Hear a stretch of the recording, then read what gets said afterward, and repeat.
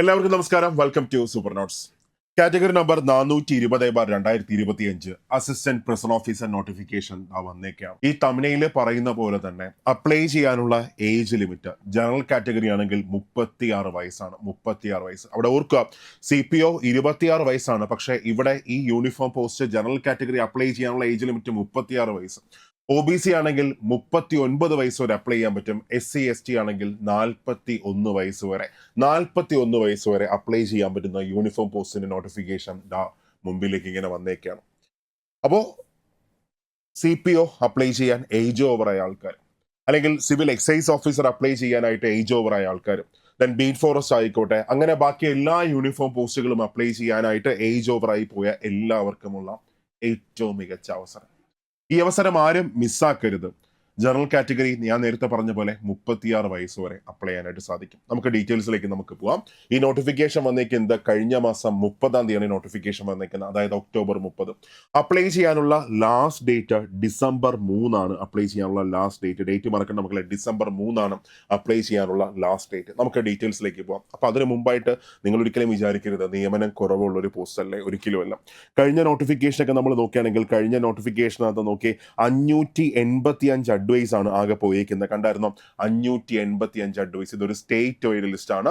അതിനകത്ത് 585 നിയമനങ്ങൾ ഇതുവരെ നടന്നിട്ടുണ്ട്. കഴിഞ്ഞ റാങ്ക് ലിസ്റ്റ് വന്നത് 6/2/2024 റാങ്ക് ലിസ്റ്റ് വന്നത്. അതിൽ നിന്ന് 585 അഡ്വൈസ് പോയി. ഓക്കെ, അതായത് നമുക്ക് ശ്രമിച്ചാൽ ജോലി നമുക്ക് എടുക്കാൻ പറ്റും, അത്തരത്തിലുള്ള ഒരു പോസ്റ്റ്. ഓക്കെ, അപ്പൊ നമുക്ക് ഡീറ്റെയിൽസിലേക്ക് നമുക്ക് പോവാം. ആർക്കൊക്കെ അപേക്ഷിക്കാൻ പറ്റും, ക്വാളിഫിക്കേഷൻ എന്താണ്, ഫിസിക്കൽ ഉണ്ടോ, ഇതിന്റെ സിലബസ് എന്താണ്, എക്സാം നമുക്ക് എന്ത് പ്രതീക്ഷിക്കാം, അങ്ങനെ ഫുൾ ഡീറ്റെയിൽസിലേക്ക് പോവാം. ഓക്കെ, അപ്പൊ അതിന് മുമ്പായിട്ട് എനിക്കൊരു കാര്യം പറയാനുള്ളത്, യൂണിഫോം പോസ്റ്റുകൾ എന്ന് പറഞ്ഞാൽ ഒരുപാട് പേരുടെ സ്വപ്നമാണ്, ഒത്തിരി ആൾക്കാരുടെ സ്വപ്നമാണ്. അപ്പോൾ ആ സ്വപ്നം ആഗ്രഹിക്കുന്ന എല്ലാവരും ഈ പോസ്റ്റ് ഒന്ന് അപ്ലൈ ചെയ്തേക്കാം. ഇതിനകത്ത് ഏറ്റവും സുഖമുള്ള ജോലി എന്ന് വേണമെങ്കിൽ നമുക്ക് പറയാം. അതായത് CPO ആയിട്ട് കമ്പയർ ചെയ്യുമ്പോഴോ, ദെൻ CEO ആയിട്ട് കമ്പയർ ചെയ്യുമ്പോഴോ, ഫയർഫോഴ്സുമായിട്ട് കമ്പയർ ചെയ്യുമ്പോഴോ, അവിടെ ഏറ്റവും സുഖമുള്ള ഒരു ജോലി ഏതാണ്? അത് ഈ കാണുന്ന APO തന്നെയാണ്. അപ്പൊ നമ്മൾ വിചാരിക്കും അതെങ്ങനെ ശരിയാവും, ഫയർഫോഴ്സ് ഒക്കെ ഇതിനേക്കാളും സുഖമല്ലേ? ഒരിക്കലും അല്ല. അവർക്ക് എല്ലാ സമയത്തും പണിയില്ലെങ്കിലും പണി വരുന്ന സമയത്ത് ഭയങ്കര ജോലിയായിരിക്കും. ഓക്കെ, അതേപോലെ CPO ആണെങ്കിലും നല്ല ബുദ്ധിമുട്ടാണ്, ഒരുപാട് പാടുള്ള ഒരു ജോലിയാണ്. പക്ഷേ APO അങ്ങനെയല്ല, നമുക്ക് അത്യാവശ്യം എൻജോയ് ചെയ്യാൻ പറ്റുന്ന ഒരു അടിപൊളി പോസ്റ്റ് ആണ്. നമുക്ക് ഡീറ്റെയിൽസിലേക്ക് നമുക്ക് പോകാം. ഓക്കെ, അപ്പോൾ വകുപ്പ് ഏതാണ്? Prisons and correction service. Then ഉദ്യോഗ പേര് assistant prison officer. Salary scale 27,900 മുതൽ 63,700 വരെയാണ് സാലറി വരുന്നത്. ദെൻ ഒഴിവുകൾ എത്രയാണ്? ആന്റിസിപ്പേറ്റഡ് വേക്കൻസിയാണ്. സാധാരണ എല്ലാ നോട്ടിഫിക്കേഷൻ വരുന്ന പോലെ വരുന്ന വർഷങ്ങളിൽ നിയമനം നടക്കാൻ പോകുന്ന എല്ലാ ഒഴിവുകളും റിപ്പോർട്ട് ചെയ്യാൻ പോകുന്നത് ഈ ലിസ്റ്റിലായിരിക്കും റിപ്പോർട്ട് ചെയ്യാൻ പോകുന്നത്. ഓക്കെ, അത് കഴിഞ്ഞ് ഭിന്നശേഷിയുള്ള ഉദ്യോഗാർത്ഥികൾക്കും വനിതാ ഉദ്യോഗാർത്ഥികൾക്കും ഈ തസ്തികയിലേക്ക് അപേക്ഷിക്കാൻ സാധിക്കത്തില്ല. കാരണം already female assistant prison officer notification വന്നിട്ടുണ്ട്. ജനുവരി 24 എക്സാം വരുന്നത്. ഓക്കെ, അത് കഴിഞ്ഞ് ബാക്കി ഡീറ്റെയിൽസിലേക്ക് നമ്മൾ പോകുമ്പോൾ അവിടെ നോക്കുക, നിയമന രീതി നേരിട്ടുള്ള നിയമനം. ദെൻ ഏജ് ലിമിറ്റ് നോക്കുകയാണെങ്കിൽ ഏജ് ലിമിറ്റ് ആണ് ഹൈലൈറ്റ്. 18 വയസ്സ് മുതൽ 36 വയസ്സ് വരെ. എന്ന് വെച്ചാൽ ജനറൽ കാറ്റഗറി ആണെങ്കിൽ 2/1/1989 1/1/2007 ഇടയ്ക്ക് ജനിച്ചവരായിരിക്കണം. ഓക്കെ, എന്നാൽ OBC ആണെങ്കിൽ 3 വർഷം ഇളവുണ്ട്. OBC ആണെങ്കിൽ നമ്മൾ ഏജ് ലിമിറ്റ് നോക്കുകയാണെങ്കിൽ 2/1/1986 ശേഷം ജനിച്ചവർക്ക് അപ്ലൈ ചെയ്യാനായിട്ട് പറ്റും.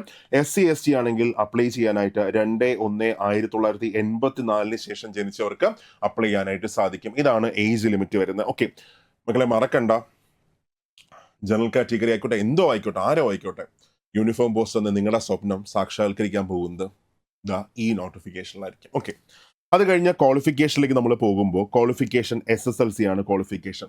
അപ്പോൾ കഴിഞ്ഞ തവണ ഒരു നോട്ടിഫിക്കേഷൻ വന്നിട്ടുണ്ടായിരുന്നു. ഇനി അങ്ങോട്ട് വരാൻ പോകുന്ന APOയുടെ ക്വാളിഫിക്കേഷൻ എല്ലാം +2 ആയിരിക്കും. അപ്പോൾ ഇപ്പോൾ വന്നേക്കുന്ന നോട്ടിഫിക്കേഷൻ്റെ ക്വാളിഫിക്കേഷൻ എന്താണ്? SSLC ആണ് ക്വാളിഫിക്കേഷൻ വരുന്നത്. ഓക്കെ, 10ാം ക്ലാസ് പാസ്സാണെങ്കിൽ നിങ്ങൾക്ക് അപ്ലൈ ചെയ്യാനായിട്ട് സാധിക്കും. ഓക്കെ, ഇനി അത് കഴിഞ്ഞ് അടുത്ത് നമുക്കൊരു ഡൗട്ട് വരുന്നത് ഫിസിക്കൽ ഉണ്ടോ? തീർച്ചയായിട്ടും ഫിസിക്കൽ ഉണ്ട്. അതിൻ്റെ ഡീറ്റെയിൽസ് കൂടെ തന്നിട്ടുണ്ട്. നമുക്ക് ദൂരക്കാഴ്ച 6/6 നല്ലൻ നമുക്ക് വേണം. 2 കണ്ണ് നമുക്ക് ആ കാഴ്ച കാഴ്ച നമുക്ക് വേണം. സമീപ കാഴ്ചയാണെങ്കിൽ 0.5 സ്നെല്ലനായിരിക്കണം സമീപ കാഴ്ച. അത് കഴിഞ്ഞ് ഫിസിക്കൽ എങ്ങനെയാണ് വരുന്നത്? 100 മീറ്റർ ഓട്ടം 14 സെക്കൻഡ് കൊണ്ട് കവർ ചെയ്യാൻ പറ്റണം.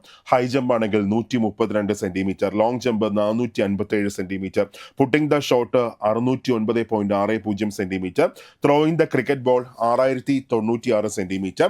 ദെൻ അത് കഴിഞ്ഞ് റോക്ക് ക്ലൈംബിംഗ് ഉണ്ട്. പുള്ളപ്പ് അല്ലെങ്കിൽ ചിന്നിങ്സ് 8 തവണ 1500 മീറ്റർ ഓട്ടം 5 മിനിറ്റ് 44 സെക്കൻഡ് കൊണ്ട് കവർ ആവണം. ഓക്കെ, അപ്പൊ ഇതിനകത്ത് 8 എണ്ണം തന്നിട്ടുണ്ട്. അതിനകത്ത് 5 എണ്ണമെങ്കിലും നമ്മൾ കംപ്ലീറ്റ് ചെയ്യാനായിട്ട് പറ്റണം. നമ്മളൊന്ന് ശ്രമിച്ചാലും ഒരു 4-5 മാസത്തെ തയ്യാറെടുപ്പ് നമുക്കുണ്ടെങ്കിൽ ഉറപ്പായിട്ടും ഈ ഫിസിക്കലൊക്കെ നമുക്ക് ഓടിയെടുക്കാൻ പറ്റുന്നതേ ഉള്ളൂ. ഓക്കെ, പ്രത്യേകിച്ച് ഞാൻ വീണ്ടും പറയുന്നു, ആ ഏജ് ലിമിറ്റാണ് ഇതിന്റെ ഒരു ഹൈലൈറ്റ് ആയിട്ട് വരുന്നത്. ഓക്കെ, ഇനി അത് കഴിഞ്ഞാൽ ഇതിന്റെ ഡീറ്റെയിൽ ആയിട്ടുള്ള സിലബസ്. ഇപ്പോൾ ഫീമെയിൽ അസിസ്റ്റന്റ് പ്രിസൺ ഓഫീസർ പരീക്ഷ ജനുവരി 24 നടക്കാൻ പോവുകയാണ്.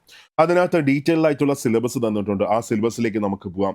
ഇവിടെ നോക്കാം, ബാക്കി എല്ലാം സെയിം ആണ്. Special topic 20 mark special topic, jail തസ്തികമായിട്ട് ബന്ധപ്പെട്ട് 20 മാർക്കിന്റെ സ്പെഷ്യൽ ടോപ്പിക് ഉണ്ട്. അപ്പൊ ഞാനിവിടെ സിലബസ് ഡീറ്റെയിൽ ആയിട്ട് വായിക്കുന്നില്ല. അപ്പൊ അവിടെയും നമ്മൾ ആ ഡീറ്റെയിൽഡ് സിലബസ് നോക്കുമ്പോഴും ആ 20 മാർക്ക് എല്ലാവർക്കും പഠിച്ചെടുക്കാൻ പറ്റുന്ന തന്നെയാണ്. അല്ലാതെ വലിയ പാടോ ബാക്കിയൊന്നും അതിനകത്ത് വരുന്നില്ല.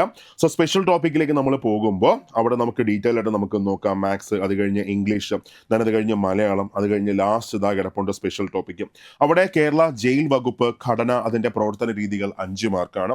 മനുഷ്യാവകാശ സംരക്ഷണ നിയമം 5 മാർക്ക്. മക്കളെ, മനുഷ്യാവകാശ സംരക്ഷണ നിയമം എല്ലാവർക്കും അറിയാവുന്ന മേഖല 5 മാർക്ക് കിടപ്പുണ്ട്. വിവരാവകാശ നിയമം 5 മാർക്കുണ്ട്. ഇപ്പൊ ചുരുക്കി പറഞ്ഞ 10 മാർക്ക് മനുഷ്യാവകാശ നിയമം, വിവരാവകാശ നിയമം എല്ലാത്തിലും നമ്മൾ പഠിക്കുന്ന സാധനം 10 മാർക്ക് കിടപ്പുണ്ട്. ബാക്കി മാർക്കുകളാണ് മനഃശാസ്ത്രം 5 മാർക്ക്, കേരള ജയിൽ വകുപ്പിന്റെ 5 മാർക്ക്. ഇങ്ങനെയാണ് സ്പെഷ്യൽ ടോപ്പിക്ക് വരുന്നത്. ഓക്കെ, അതായത് നമ്മൾ ശ്രമിച്ചാൽ നമുക്ക് പഠിച്ചെടുക്കാൻ പറ്റും. ഓക്കെ, ഒരു എക്സാം വരാൻ സാധ്യത അല്ല, ഒറ്റ എക്സാം തന്നെയായിരിക്കും. കാരണം ഫീമെയിൽ അസിസ്റ്റന്റ് പ്രിസൺ ഓഫീസർ ഒരു എക്സാം മാത്രമേ ഉള്ളൂ. അപ്പോൾ APയും ഒരേ സിംഗിൾ എക്സാം മാത്രമായിരിക്കും. ഉടനെ നമുക്ക് എക്സാം പ്രതീക്ഷിക്കാം. കാരണം female assistant prison officer notification വന്നു. ജനുവരി 24 പരീക്ഷ വരാൻ പോവുകയാണ്. കുറച്ച് മാസങ്ങൾക്കകം പരീക്ഷ വരാൻ പോവുകയാണ്. ബീറ്റ് ഫോറസ്റ്റ് നോട്ടിഫിക്കേഷൻ വന്നു, ഡിസംബറിലെ എക്സാം ആണ്. അതേപോലെ തന്നെ APയുടെ നോട്ടിഫിക്കേഷൻ വന്നു. വളരെ പെട്ടെന്ന് നമുക്ക് എക്സാം പ്രതീക്ഷിക്കാം. ഒരു മാർച്ച് മാസമൊക്കെ ആകുമ്പോൾ നമുക്ക് എക്സാം പ്രതീക്ഷിക്കാം. ഓക്കെ, അപ്പോൾ നിങ്ങൾ അപ്ലൈ ചെയ്യാനുള്ള ലാസ്റ്റ് ഡേറ്റ് ഡിസംബർ 3 അപ്ലൈ ചെയ്യാനുള്ള ലാസ്റ്റ് ഡേറ്റ്. മക്കളെ, ഇതേപോലെ ഒരു അവസരം മേ ബി ചിലപ്പോൾ നിങ്ങളുടെ മുമ്പിൽ വരത്തില്ല. ഇപ്പൊ ഞാൻ ഈ പറയുന്നത് വരത്തില്ല എന്ന് പറയുമ്പോൾ അത് ഇച്ചിരി കൂടുതലല്ലേ നമ്മൾ ചിന്തിക്കാം. ഞാൻ ഈ പറയുന്നത് ഓക്കെ, നമുക്ക് വയസ്സ് താഴെയുള്ള ആൾക്കാരാണെങ്കിൽ 26 വയസ്സ് അല്ലെങ്കിൽ 26 വയസ്സിന് താഴെയുള്ള ആൾക്കാർക്ക് ഒരുപാട് ഓപ്ഷൻസ് ഉണ്ട്. ഏതൊക്കെയാണ് ഓപ്ഷൻസ് വരുന്നത്? പ്രായം കുറവാണെങ്കിൽ നമുക്ക് SSC GD കോൺസ്റ്റബിൾ നമുക്ക് അപ്ലൈ ചെയ്യാനായിട്ട് പറ്റും. RPFലെ കോൺസ്റ്റബിൾ SI നമുക്ക് അപ്ലൈ ചെയ്യാനായിട്ട് പറ്റും. പക്ഷേ വയസ്സ് കൂടുമ്പോൾ ഒരു 25 വയസ്സിന് ശേഷമൊക്കെ ആണെങ്കിൽ പിന്നീട് അങ്ങോട്ടുള്ള അവസരങ്ങൾ കുറയാണ്. 26 വയസ്സൊക്കെ ആണെങ്കിൽ പിന്നെ CPOയിലും അപ്ലൈ ചെയ്യാൻ പറ്റത്തില്ല. സോ പിന്നീട് അങ്ങോട്ടുള്ള അവസരങ്ങൾ കുറയാണ്. ഇപ്പൊ നമ്മുടെ കുട്ടികളെന്നൊക്കെ പറഞ്ഞാലും അവർക്ക് ഈ ഫോഴ്സ് ഒക്കെ ആവണം. പക്ഷേ അവർ 23-24 വയസ്സിനൊക്കെ ശേഷം അവർക്ക് അവരുടെ പ്രിപ്പറേഷൻ അവർ ചിലപ്പോൾ സ്റ്റാർട്ട് ചെയ്യാൻ പോകുന്നത്. അപ്പൊ നമ്മുടെ നാട്ടിലൊരു സ്ട്രാറ്റജി എങ്ങനെയാണ്? കോളേജ് കഴിഞ്ഞാലും അവർ ബാക്കി എന്തെങ്കിലും ഒരു പ്രൈവറ്റ് സെക്ടറിൽ കുറച്ച് വർക്ക് ചെയ്യാൻ നോക്കുന്നു, ബാക്കിയുള്ള സ്ഥലങ്ങൾ ഇങ്ങനെ നോക്കുന്നു. അതിനുശേഷം ഇതൊന്നും എൻ്റെ ഗോളല്ല, ഇതൊന്നുമല്ല ഞാൻ, അങ്ങനെയൊക്കെ ചിന്തിക്കുന്ന സമയത്തായിരിക്കും അവരൊരു കോമ്പറ്റേറ്റീവ് എക്സാമിന് പ്രിപ്പയർ ചെയ്യാൻ വരുന്നത്. അപ്പോൾ ചിലപ്പോൾ 25 വയസ്സാകാം, 24 വയസ്സാകാം, 26 വയസ്സാകാം. പിന്നെ അവർക്ക് പല എക്സാംസും ഫോഴ്സിൽ എഴുതാൻ പറ്റത്തില്ല. അങ്ങനെയുള്ളവർക്ക് വന്നേക്കുന്ന ഏറ്റവും മികച്ചൊരു അവസരം, അവർക്ക് മാത്രമല്ല എല്ലാവർക്കും വന്നേക്കുന്ന ഏറ്റവും മികച്ച അവസരം. അപ്പോൾ ഈ പരീക്ഷയ്ക്ക് അപ്ലൈ ചെയ്തോ. കാറ്റഗറി നമ്പർ മറക്കണ്ട. കാറ്റഗറി നമ്പർ എത്രയാണ്? ഞാൻ ആ കാറ്റഗറി നമ്പർ വീണ്ടും പറയാം. കാരണം കാറ്റഗറി നമ്പർ പറയേണ്ട ചെറിയൊരു ആവശ്യമുണ്ട്. അതുകൊണ്ട് ആ കാറ്റഗറി നമ്പർ ഞാൻ വീണ്ടും ജസ്റ്റ് ഒന്ന് പറയാണ്. 420/2025 എഴുതി വെച്ചോ. ചിലപ്പോൾ നിങ്ങൾ സർവീസിൽ കയറാൻ പോകുന്നത്, ചിലപ്പോൾ അല്ല, നിങ്ങൾ സർവീസിൽ കയറാൻ പോകുന്നത് ഈ കാറ്റഗറി നമ്പറിലെ നോട്ടിഫിക്കേഷനിലായിരിക്കും. ഓക്കെ, അപ്പൊ അതിനുവേണ്ടി നമ്മൾ സൂപ്പർ നോട്ട്സ് ഒരു തകർപ്പൻ ബാച്ച് നമ്മൾ സ്റ്റാർട്ട് ചെയ്തിട്ടുണ്ട്. വരാൻ പോകുന്ന CPO, അപ്പൊ അതേപോലെ തന്നെ ഈ APO, ആ എക്സാംസിനെ എല്ലാം കൂടെ ചേർത്തിട്ട് നമ്മളൊരു കിഡിലം ബാച്ച് നമ്മൾ ഇതാ സ്റ്റാർട്ട് ചെയ്തിട്ടുണ്ട്. അപ്പൊ ജോയിൻ ചെയ്യാൻ ആഗ്രഹിക്കുന്നവരൊക്കെ പെട്ടെന്ന് തന്നെ ഈ കാണുന്ന നമ്പറിൽ കോൺടാക്ട് ചെയ്തോ. 8281223366 അല്ലെങ്കിൽ താഴെ ഒരു ഗൂഗിൾ ഫോം ഇട്ടേക്കാം. ആ ഗൂഗിൾ ഫോം ഒന്ന് ഫില്ല് ചെയ്തോ. ചെറിയൊരു എമൗണ്ട് മാത്രമേ വരുന്നുള്ളൂ. എന്നിട്ട് നന്നായിട്ട് പഠിച്ചു തുടങ്ങിക്കോ. എല്ലാ ദിവസവും ഒരു 5 മണിക്കൂറൊക്കെ അങ്ങ് മാറ്റി വെച്ചോ. 5 മണിക്കൂർ എല്ലാ ദിവസവും മാറ്റി വെച്ചോ. അങ്ങനെയാണെങ്കിൽ നമുക്ക് 2026 യൂണിഫോം അണിയാനായിട്ട് സാധിക്കും. ഓക്കെ, യൂണിഫോം അണിയാനായിട്ട് സാധിക്കും. ഓക്കെ, വലിയ സ്ട്രെസ് ഒന്നും ഇല്ലാത്ത, നമുക്ക് സന്തോഷം തരുന്ന ഒരു അടിപൊളി ഡിപ്പാർട്ട്മെന്റിലേക്ക് നമുക്ക് കയറാനായിട്ട് സാധിക്കും. ഓക്കെ, അപ്പോൾ നന്നായിട്ട് പഠിച്ചോ. എല്ലാ ദിവസവും പുതിയൊരു ടോപ്പിക്ക് പഠിക്കുക. 5 ടോപ്പിക്കൾക്ക് റിവിഷൻ കൊടുക്കുക. എല്ലാ ദിവസവും ഒരു ക്വസ്റ്റ്യൻ പ്രാക്ടീസ് ചെയ്തുകൊണ്ടിരിക്കാം. ലൈഫിൽ നിന്ന് ഒരു 4 മാസം ഒന്ന് മാറ്റി വെച്ചാൽ ഞാൻ നേരത്തെ പറഞ്ഞ പോലെ 2026 നിങ്ങൾക്ക് യൂണിഫോം അണിയാൻ സാധിക്കും. അപ്പം അങ്ങനെ ആവട്ടെ. Thank you.